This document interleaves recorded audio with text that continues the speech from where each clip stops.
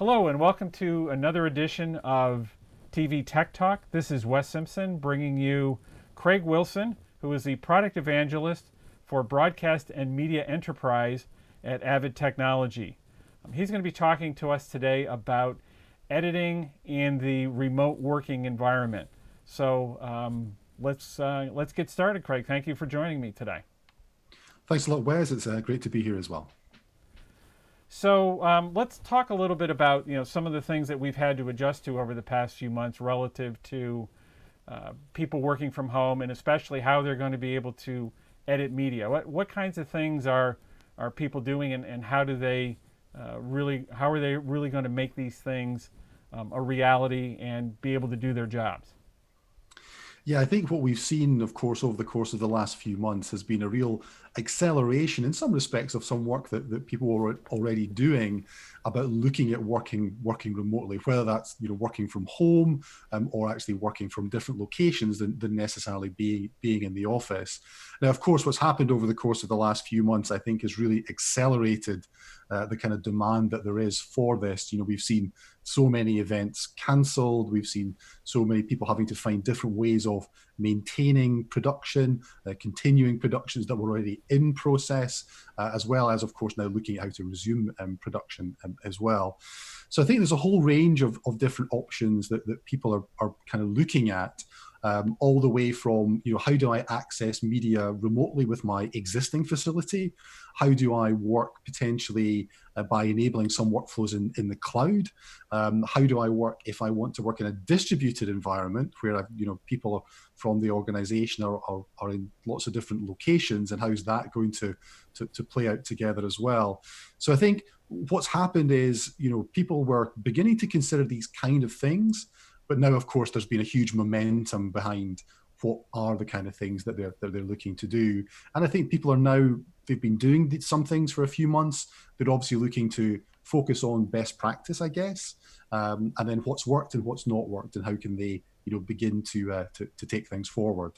So what do you think is really going to be the most important thing?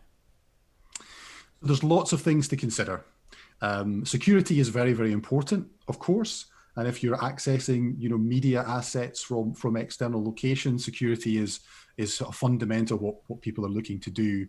So a lot of it is about remote access and making sure that remote access is being done securely, whether you're connecting, as a journalist, for example, or you're connecting, as an editor or an edit assistant. So it has to be done in a secure environment. That can involve, of course, things being done through firewalls. So that's something that's really important. And, whatever solution people look at, they're obviously going to have to engage with their own IT specialists around, how they enable that.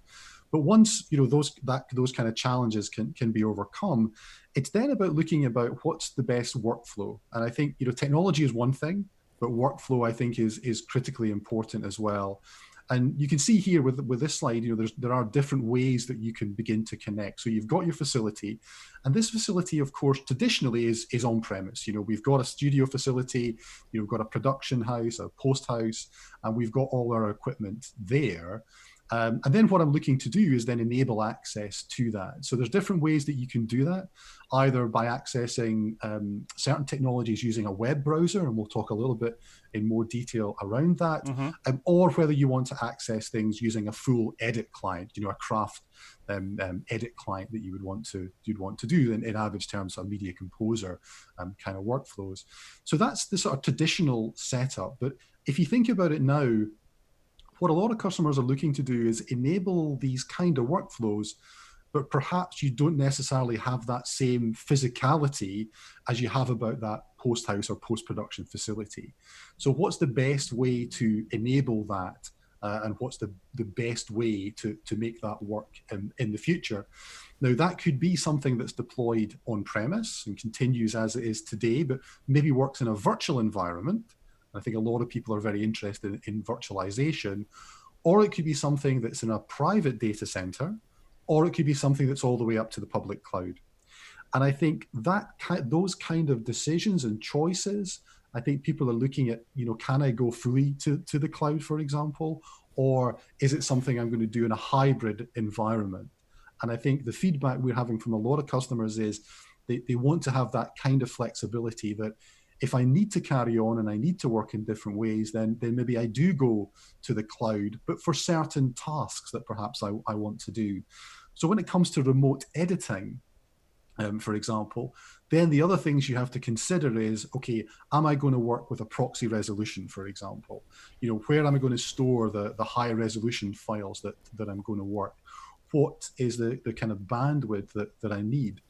Now, it's certainly been the case over the course of the last few years that people are looking to extend access to the media outside of the edit suite, whether that's to researchers, edit assistants, producers, directors. And so that can mean enabling it in different ways. It could mean that I have remote access using a media composer, or it could mean that I actually have remote access using a web browser. And I think we've begun to see a lot of people being very interested in that remote working using a web browser to provide key functionality around logging, around shot listing, and also around things like review and approval, to allow people to access that. And I think that was happening before inside of the facility where people were looking at these kind of technologies. But of course, what's happened now is people are obviously looking to do it from home as much as anything else, because perhaps the facility isn't available to them. So when it comes to, say, craft editing, if you like, so using Media Composer in Avid terminology, that obviously traditionally is something that's installed on a machine. That machine is maybe under your desk, or it's sitting in the server room somewhere, that you can then go into the facility and then access. But really now what's happened is that people are looking at a virtualization of that Media Composer machine. So I could be running it as a VM, and that then provides a lot of flexibility about where you are when you actually edit. And it can provide some licensing flexibility as well about who gets access to what as part of it. So that's one aspect of it. And that virtualization, can happen inside the facility as much as anything else. But then there are also people who are looking at saying, okay, can I take that experience and actually run the Media Composer in the cloud itself? And I think we'll talk in a bit more detail about enabling some of those technologies. So in an Avid perspective, as I say, it's what's called Media Composer Cloud VM, which is that method of virtualizing a Media Composer. And then there are also different ways that you can connect to it as well. And maybe we can talk a little bit about that as well. So what are the benefits and drawbacks of the different access mechanisms that you're showing here on this slide? So there's maybe two kind of different ways to think about it. The first one is, I'm talking to you, Wes, and I'm just using, my standard, laptop from work. And so for that kind of technology, I can install what's called a software client. Now, Avid partners with Teradici, so they've developed some PC over IP technology. And what that does is I can basically remotely control a Media Composer that's running on a virtual machine or running in a facility, and I can work from home as if I was, physically in the facility itself. So I'm running it as a software client. I need to have a reasonable amount of bandwidth in order to do that. One of the things that PC over IP technology does is it actually optimizes the screen that's being streamed out to you. So really, it's optimizing the bits of the screen that are moving. And so from a bandwidth perspective, for full screen HD playback, you're probably looking at something like 25 megabits per second for that. So I'm on a standard laptop, but I'm able to access things. But of course, if I'm just on a laptop, then I only have one screen. Now, of course, in a normal setup you would have in a facility, you maybe work with a 2 or 3 screen setup, in the edit suite. Right. So that can also be enabled using what's called a zero client. So a zero client basically is a little box that you get, and you can connect, keyboard, monitor, and mouse to that, and you can actually have 2 or up to even 3 displays. And that gives you a much more a kind of edit suite realistic experience. That, of course, has a little bit of a knock-on in terms of bandwidth as well. If you're using more screens, you probably need to enhance the bandwidth. And I think the other thing that also needs to be considered there is there's the bandwidth that you have connecting from home to the facility. The facility itself also needs to be streaming the bandwidth out. Sure. So again, that's something else got to have bandwidth at both ends, huh? Correct, exactly. You need to do it from both sides. So that's really what you're looking at there, is that laptop access or that zero client access. It gives you slightly different So slightly different experience, if you like. Mm-hmm. Mm-hmm. So how do we access the media remotely? Yeah, so basically, really, what we're talking about here are the kind of things to consider. So, just as I said, bandwidth is a big thing. You need to make sure that you have that kind of bandwidth if you want that experience. Now, the web client that we spoke about earlier on, the Media Central UX from Avid, there you're looking at about 5 megabits per second and up. Oh, So that's a much lower bandwidth that gives you access to the media. And the way that that works is that we've got some streaming technology as part of our system that can actually stream a proxy out in real time to users on the other end. So that's why that can provide a different kind of experience, but again giving you access to that media. So bandwidth is definitely one thing, whether you're looking to do it, bandwidth that you have from home, but also bandwidth from the facility. The other thing to consider, of course, then is latency. We can't change the laws of physics. So latency is going to be an issue. For a lot of customers, the relatively close to where people are working. mm-hmm. So latency in those environments isn't too extreme. But when you begin to look, and this maybe looking a little bit further, you begin to look at true cloud-based workflows. You could have teams which are distributed throughout the globe.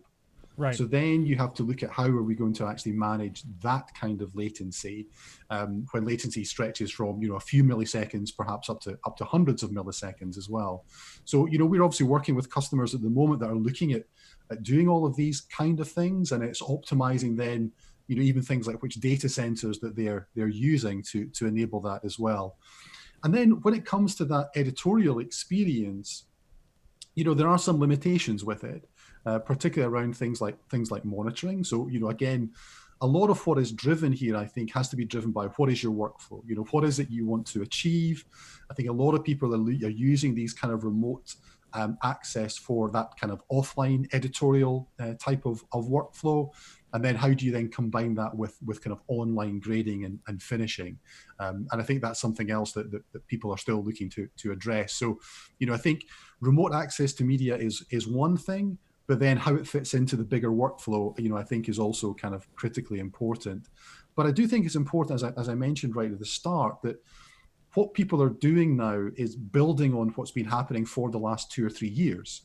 There's a huge focus on it at the moment, and I think there's a huge acceleration Mm-hmm. of people these kind of capabilities than what existed before, because of course is what's happened.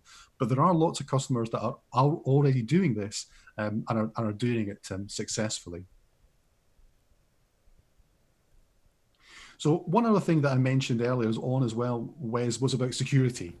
Sure. And security is critically important. So accessing potentially through a VPN, virtual private network, to make sure you've got that, obviously making sure that permissions that people have to access media are respected, whether that's permissions to the actual physical media that's sitting on some kind of centralized storage somewhere, or anything else. But it's also about not building in bottlenecks. So, Mm. one of the bottlenecks I mentioned before could be the bandwidth coming out of the facility as much as going in. And then, speccing out, okay, what do I need? Does everyone really need to have that full Media Composer experience? Or is it more appropriate that some members of the production team have that web access that's much lower bandwidth requirements? You don't really need to install anything on the machine other than, a web browser like Google Chrome. And that then gives you access to the other media that you're looking to do. I think the other thing we'd say to people is, don't necessarily just dive straight in. You might look at these kind of solutions and think they're a panacea that's going to solve everything. It is very much about focusing on what do you need to do? What do you need to do? What do you need to achieve? And then taking that and then looking at, the things that are available in the market. And I think people will be quite surprised about, what they can actually do. I mean, one, anecdote that I heard from one of our editors who had been working with a cloud-hosted machine, was that the actual performance of the cloud-hosted machine was actually better than the performance of his normal edit suite. And that's because the VM that was running in the cloud was actually much more powerful than his PC that was under the desk. So, things like that actually, I think, are great proof points about what can actually be done in this kind of environment. So here's some extra resources you wanted to share with our audience. Yeah, so one of the things I kind of mentioned earlier on is there's lots of different options, and it can be a bit overwhelming for people to, understand exactly what's available to them. I think there's been a great realization here that there is actually lots of things that people can do. So one of the things that we've done at Avid is we've actually set up a specific part of the website which looks at these remote working options, and you can see the address on the screen there of avid.com/remote-work. And if you go to there, it's a great resource. There are some case studies of customers who've done this kind of work, who've expanded their work into the cloud. There's also some more detailed technical resources, and even an assessment of, what do I need? Am I, a single user that's working from home, that's working off local drives, all the way up to, am I a post house productions company, broadcast enterprise? What are the kind of things that I need to consider, and then what are the various options around, what I need to do to move forward? Because I think one thing about this is, and I think this applies to lots of businesses, not just necessarily the media and entertainment business, is that this is going to change the nature of how we work in the future.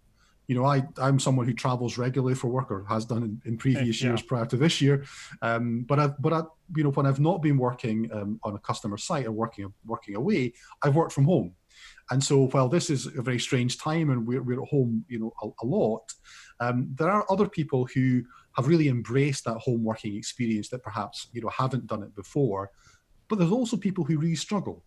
And I think what we're likely to come out of this at the end is some kind of blended experience where there'll be some people who will want to continue to work from home. There'll be some people who are very keen to go back into the office. And one thing, and this isn't really about the technology, but how do you enable that kind of collaborative environment when you can't just nip next door, to ask your colleague or your friend, what do you think about this edit? What do you think about how I've moved these kind of shots around?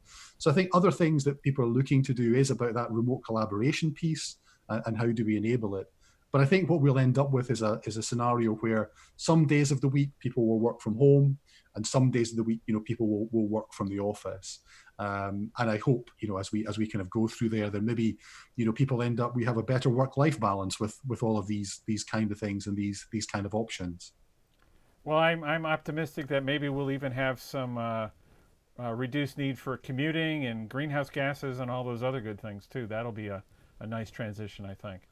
Yeah, absolutely. I mean, obviously, I think all of us have spent time in LA in our kind of careers, and Yeah. when you see the traffic in LA on a daily basis, if that kind of thing can be cut down as well, and not just in LA, in Oh lots yeah. of different places, Central and I London. think that's a good thing. Yeah, no, absolutely. Yeah, no, absolutely. So thank you very much for that. That was really informative. Had a couple of questions. What are the things that you can't do remotely? I'm sure, in terms of approvals and review and, cut lists and things like that. That's all pretty easy. But I'm wondering if there are some things that you really can't do without having a full-blown workstation to work with. Yeah, you're right. I mean, it's one of the key workflows I think people are looking at for what they're doing at the moment is really what would be classed as offline editorial. So, for that, I could access content, I can cut together what I want. It's when you begin to look at things like monitoring, for example, or you want to look at grading and finishing and these kind of things. Mm-hmm. There are some limitations that you have just now, for example, about if, in a traditional studio environment, I've got, two screen monitor, and then I've got a full broadcast monitor where I'm actually looking at my output. Now, there are certain technologies like NDI, for example, that can enable, that sort of streaming out, to another location to do that. Mm-hmm. But it's not really the same. And in terms of audio, perhaps in my, edit suite setup, I'm set up for 7.1 sound, for example. Ah, okay, yeah. So, these are the kind of things that, the technology providers are, of course, looking at developing those things. And also about the streaming technology, am I being streamed out an HD stream to my screen rather than, the full 4K, for example, Mm-hmm. experience? And those are the areas that, the sort of technology vendors are continuing to look at and enhance and improve. And there are, customers who are doing everything remotely. Mm-hmm.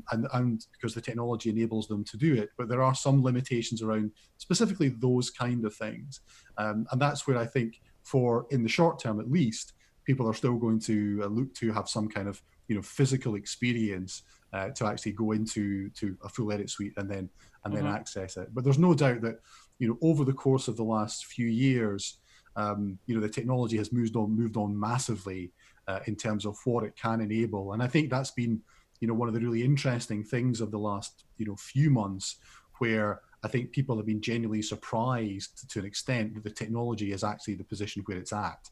And, I think people's view of cloud workflows now is significantly different to probably what it was in January and February of this year. Sure, sure. Everybody's going to be building their home studios, right? And Yeah, I speaking of think so. which, so what kind of equipment do people need? Are there certain do's and don'ts with the types of workstations or laptops or things that people have at their homes?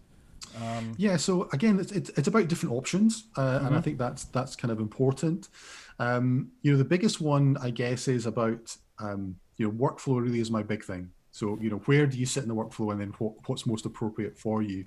So for things like accessing content through a web browser, then you really don't need any kind of high spec PC or laptop or Mac to do that, Mm-hmm. because essentially all you're running is something like Google Chrome. Now, you do need to Sure. have those kind of security requirements. So, as I mentioned about VPN access and connecting in, and that's something that can be a challenge for customers that perhaps haven't had that before. And then it's about bandwidth. Bandwidth, in and then bandwidth out. When it comes to that maybe richer editing experience with Media Composer, it's important to recognize that even if I'm using the software client that I install on my local laptop, I have that full Media Composer experience. So I'm accessing an edit client. It's essentially the same as if I was sitting in the room. Mm-hmm. And then it's about, am I happy just working with one screen? And a lot of people are, because they're used to editing on a laptop. But really, if this is going to be something that I think people are looking to sustain for a longer period of time, they probably want to get a setup that's more like what they actually have in the facility. Mm-hmm. And so that's where that zero client can come in, where you can actually then set up a kind of multiple monitor display, which again is maybe a bit more familiar to Mm-hmm. people. I think one thing that's happened now, here in the UK, it's 100 days roughly at this point since the start of lockdown. Wow. So people have learned a huge amount in the course of the last 3 months for what was maybe at the start. Oh, let's put this in place because for example, for certain news organizations or broadcasters that are still, we need to stay on air, and that's our fundamental. To now, where people are looking at things going, okay, we've done that, and that kept us on air, and that was great, but it's perhaps not what we want to do in the longer term. And that's what I think people have got to now, where they're now beginning to assess: do I want to go to cloud? Do I want to look at a hybrid environment? What do I want to do around things like disaster recovery? We've only briefly touched on disaster recovery as something Sure. else that people are looking to do as well, because I think this kind of event has certainly never happened in our lives before. I hope it doesn't happen again, but I think it's prompted a huge amount of focus on people to look at workflows and look at how they work, and then to come to what we were just talking about there, as we go forward, are companies and organizations going to want to have as much office floor space, Mm-hmm. for example, Right. because they've proven to an extent that this kind of working from home model can actually work for a lot of different environments. And so I think these are all of the kind of conversations that are going on at the moment, Mm-hmm. about ultimately what people are going to do in the future. So one of the things that you've mentioned is that you need adequate bandwidth, and we're talking 5 megabits in some circumstances, 25 megabits in other circumstances. I had a question about bandwidth reliability. Let's say if I'm working on something and it's not a live production, I'm doing some post production. What happens if my internet cuts out for 20 seconds? Obviously, I can't do anything during that time, but am I gonna have a problem where I have to recover a lot of lost work, or is that going to be something that the tools are there and they can endure that kind of a interruption? Yeah, so there's a couple of different things to talk about there. So the first one is if I'm using that sort of web browser experience where I'm Mm-hmm. connecting using something like Chrome. So if your internet connection was to go down at that, let's imagine I'm actually cutting something together because Mm-hmm. editing is one of the things that you can do. So if I'm cutting something together at that point, and then I lose the internet connection, then there's actually built-in tools within some of the tools that we have within Avid where actually what's happening in the background is Chrome is actually saving and caching some things locally. Mm-hmm. So actually, if I lose the internet connection, when I come back, I actually get offered a choice of what do I want to restore. So do I want to keep the version that was last saved back to the system, or do I want to keep the version that's actually being cached in Chrome locally? Okay. And so there you would see some differences, and then choose what you want to have. If I'm connecting using the media composer, so say if, for example, I'm connecting using the software client or through the Zero client there, then all I'm doing is losing connection to the machine. The machine Okay. itself is still running. Okay. So all I've done at that point is losing connection. So all I need to do when I come back is to reestablish that connection in itself. And And then one final thing to talk about, we've talked a little bit about security. And I think one thing it's important to focus on is that for a lot of the cloud providers, security is their business. right. And you could actually make quite a lot of arguments that media that's stored in the cloud, in some respects, is more secure than something that's in your facility where someone could walk in with a USB stick, plug Yep. something in, Yep. and walk out the door. So I think in terms of how people are viewing the cloud as well as that kind of secure environment, I think this event has had some implications on how people will view that in the future as well. So I Yeah. think the good news is, you're not going to lose anything if your bandwidth, takes a dip. We've had some thunderstorms here in the last few days, and so I've spoken to some people, whose routers have been frazzled, because they got hit with a lightning strike. So in that kind of extreme environment, you're not going to lose anything because Mm-hmm. using Media Composer, the machine itself is still running. If you're using something like Chrome is going to cache it and allow you to Mm-hmm. bring it back. Cool. Cool. Yeah. It's interesting. Your point about security. Cloud providers are going to have a record, a log of every single person who's ever touched a particular file, to a much greater extent than I think a lot of private offline or in-office storage systems. So I would definitely agree with you about it's security first more than anything. Yeah, I mean, I think you mean there's still a lot of productions where even prior to this, if people wanted to work from home, what happened? Well, on the Friday, they would copy a bunch of media onto drives and Yeah. stick them in a plastic bag and go home with them, and then work over the weekend and then bring them back. Now, obviously, a lot of things that people do is down to trust, of course, Mm-hmm. and I think you have trust people that you kind of work with. But if you compare that to something where my media is stored in an environment in the cloud, and nobody else can access unless I've got the right level of permission to actually go in and access it. It's a different way of thinking about things, about having security of media in location, I guess, as much as anything else, because it's in one location as opposed to spread on a bunch of drives or USB sticks, that people Mm-hmm. stick in their rucksacks and go home with. So I think that's something else that people will kind of focus on, as they move forward, particularly when you look at some of the bigger studios where there's not just tens of millions of dollars, there's hundreds of millions of dollars invested in the production or the film that they're working on. So those kind of workflows have to be incredibly secure. And I think we've seen we've done some work with some of the studios and facilities that are obviously looking at this, that those kind of methods are actually very secure. Mm-hmm. Mm-hmm. Just one last little thing. Licenses. How do people handle the licenses they need to use? Your software and all the other bits and bobs that they need to make a finished workflow. Yeah, so I mean, one of the things that obviously happened at the start of all of this was, people went from an environment where you're all working in the facility to all of a sudden the facility is not available anymore. Right. And so, how did we, have to deal with that?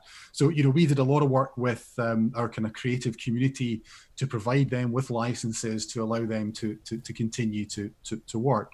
Now, one of the things about the sort of remote options that we've talked about, then, if I'm remotely accessing a Media Composer running in a VM or something that's running in the cloud, for example, then the licensing is actually held on, the other machine. Right. So I don't necessarily need to have, a software license on my local machine or a dongle, going back to the good old days where I could plug the dongle in, and that effectively was the sort of authentication. I think the other thing that we also see now is more use of things like license servers, where actually, you have a centralized license service that you authenticate against, and that then serves the license back out to you as well. And you can also check out the license for a certain period of time. So I think that kind of, deployment flexibility as well, I think, is something else that people will look to do. But I think there's also lots of challenges around, schools and colleges and how students, continue to work, where perhaps, internet connectivity at home or even access to a laptop at home is still quite challenging for a lot of people. And I think that's something that will, continue to be addressed as we continue through the rest of the year. So really, from a licensing perspective, again, it's one of these things where, if I am working remotely, I don't need to concern too much about the license I've got if I'm connecting to a composer that's running in the cloud or something that's running, at the facility.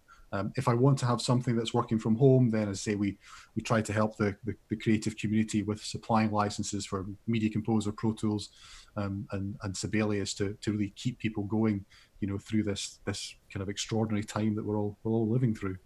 Well, let's hope things return to normal at some point in the future. I know a lot of us are looking forward to being able to get back to our normal lives. Craig, thank you very much for your time.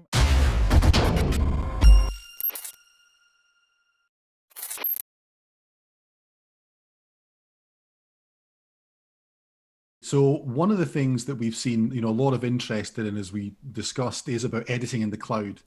And so at Avid, we have an early access program for what's called Edit on Demand. And what Edit on Demand is, an entirely cloud-hosted production environment, where I have storage in the cloud. I also have my edit clients running in the cloud.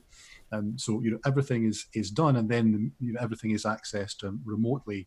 So we have certain tools for uploading media into the cloud to allow customers to then go off and work it. So this is something that we've been working on for quite some time. What we had in place at the start of the year was, a number of customers were already kind of trialing this, but of course we've seen, a huge explosion of interest in this over the course of the last few months. And so, one of the customers that was, very early to look at this was a customer we have here in the UK called Gorilla, who are a post-production facility based in Wales. And really what the video shows is, what they've done, how they've achieved it. And I think the best thing about it is it has some, real life people, real life editors, talking about their experience of working from home and the kind of technologies that we've, discussed as part of the discussion today, and how they're really doing it for real. It's one thing, Wes, for you and me to sit here and talk about the technology. I always think that the best proof point is to actually hear from other customers and other editors about the kind of stuff that they're doing. And hopefully it shows a good example of the kind of things that can be done, working and editing in a cloud environment. Well, great. Let's roll the video.